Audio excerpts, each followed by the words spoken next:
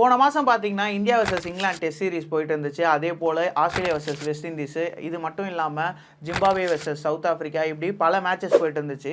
அப்படியே போயிட்டு இருக்கும்போது பார்த்தீங்கன்னா ஒரு சேரிட்டி சீரிஸ் மாதிரி ஒரு விஷயம் போயிட்டு இருந்துச்சு. அதாவது WCL அப்படின்னு சொல்லி, the world championship of legends அப்படின்னு சொல்லி எல்லா டீமோடைய ரிட்டையர்ட் பிளேயர்ஸ் எல்லாம் சேர்ந்து ஒரு டோர்னமெண்ட் வந்து விளாண்டாங்க.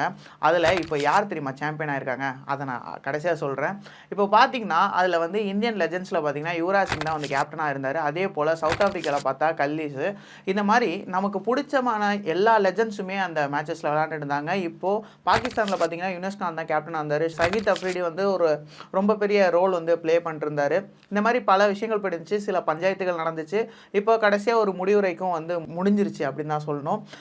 இதில் இன்னொரு நல்ல விஷயம் என்னன்னு பார்த்தீங்கன்னா, இந்த வின்னர் யார் அப்படின்னு பார்த்தீங்கன்னா சவுத் ஆஃப்ரிக்கா லெஜண்ட்ஸ் தான். ஏன்னா இதே இந்த சவுத் ஆஃப்ரிக்கா டீமு அவங்க ஒரு பிரைம் ஃபார்மில் இருக்கும்போது பார்த்தீங்கன்னா சோக்கர்ஸ்னு நிறையா அவங்க பேசப்பட்டிருப்பாங்க. பட் இந்த வருஷம் அவங்களுக்கு திருஷ்டி கழிஞ்ச மாதிரி WTC ஜெயிச்சாங்க. இப்போ WCLும் ஜெயிச்சிருக்காங்க. AB de Villiers பார்க்கும்போது ரொம்ப சந்தோஷமாக இருக்குது. இன்னொன்று, இந்த டோர்னமெண்ட்டில் AB de Villierஸோட பர்ஃபார்மன்ஸு, ஃபீல்டிங்கு, 41 வயசு ஆள் மாதிரியே அவர் நடந்துக்கல. ஆஸ்திரேலியா கூட ஒரு செஞ்சுரி அடிச்சிட்டாரு. நேற்று நடந்த பாகிஸ்தான் ஃபைனல்லையும் பார்த்தீங்கன்னா 120 ரன் அடிச்சிருக்காரு. ஒரு விக்கெட் தான் இழந்தாங்க. அசீம் அம்லா மட்டும்தான் அவுட்டு. அதுக்கப்புறம் பார்த்தா JP டுமினியும் ABDயும் சேர்ந்து ஒரு பார்ட்னர்ஷிப் அமைச்சாங்க. 197 ரன்னை 16.5 ஓவர்லேயே முடிச்சிட்டாங்க. அதாவது கிட்டத்தட்ட பார்த்தீங்கன்னா ஒரு 120 ரன் அடிச்சிட்டார் நேற்றுமே. டோர்னமெண்ட் ஃபுல்லாக எடுத்து வச்சு பார்த்தோன்னா ABDயோட பர்ஃபார்மன்ஸ் ரன்ஸாக பார்த்தோன்னா கிட்டத்தட்ட 400 ரன் அடிச்சிருக்காரு. ஃபீல்டிங்கில் கிட்டத்தட்ட ஒரு பாலில் ஆஸ்திரேலியா கூட பார்த்தீங்கன்னா ஒரு 4 ரன்னோ 3 ரன்னோ அடிக்கிற மாதிரி இருக்கும். பிளேயர் தூக்கி பவுண்டரி லைன் கிட்ட அடிச்சிருவார். பட் ஆனால் ABDயோட அந்த எஃபெக்டிவான ஃபீல்டிங்னால அது ரன் அவுட் ஆகி 1 ரன் வித்தியாசத்தில் சவுத் ஆஃப்ரிக்கா ஜெயிப்பாங்க. இப்போ பார்த்தீங்கன்னா பாகிஸ்தான் வந்து இங்கே ஈஸியாக வந்து ஃபைனலுக்கு வந்துட்டாங்க. என்னென்னா அது ஒரு பிரச்சனை போயிட்டு இருந்துச்சு.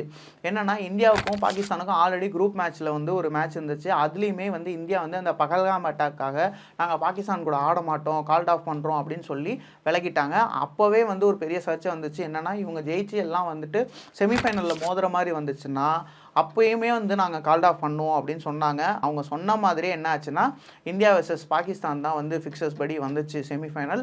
அப்படி செமிஃபைனல் வரும்போது இந்தியா டீமில் இருக்கிற யுவராஜ், இர்ஃபான் பத்தான், யூசப் பத்தான், இந்த மாதிரியான ரெய்னா எல்லா பிளேயர்ஸுமே சேர்ந்து ஒரு சேர கால்ட் ஆஃப் பண்ணிட்டாங்க.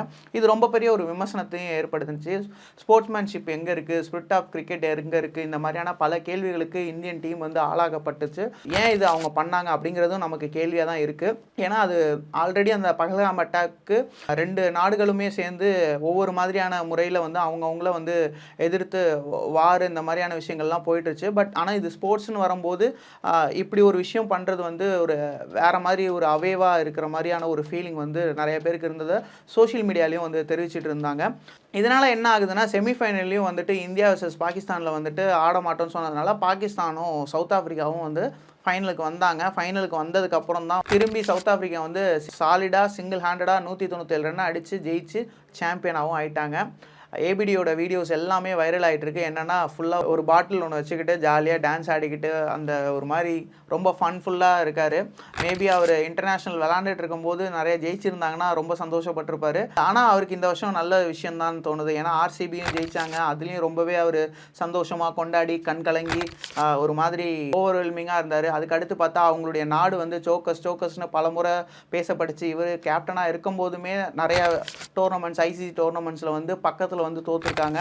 இப்படிலாம் இருக்கும்போது பவுமா தலைமையில் அவங்க WTC இந்த வருஷம் ஜெயிக்கும் போதும் அவர் ரொம்ப சந்தோஷப்பட்டார். இப்போ அவர் விளையாடி அந்த டோர்னமெண்ட்டில் நல்ல ரன்ஸும் ஸ்கோர் பண்ணி, இது என்னதான் ஒரு இன்டர்நேஷ்னல் ஸ்டாண்டர்டில் இருக்கிற ஒரு டோர்னமெண்ட் இல்லைனாலும் இது அந்த டீமில் இருக்கிற எல்லா பிளேயர்ஸுமே சோக்கர்ஸ்னு ஒரு காலத்தில் கலாய்க்கப்பட்டவங்க. அவங்களுக்கு இந்த WCL அப்படிங்கிறது வந்து ஒரு தேவையான ஒன்றா தானே இருக்கும். அதை தான் நான் மீன் பண்ண விரும்புகிறேன்.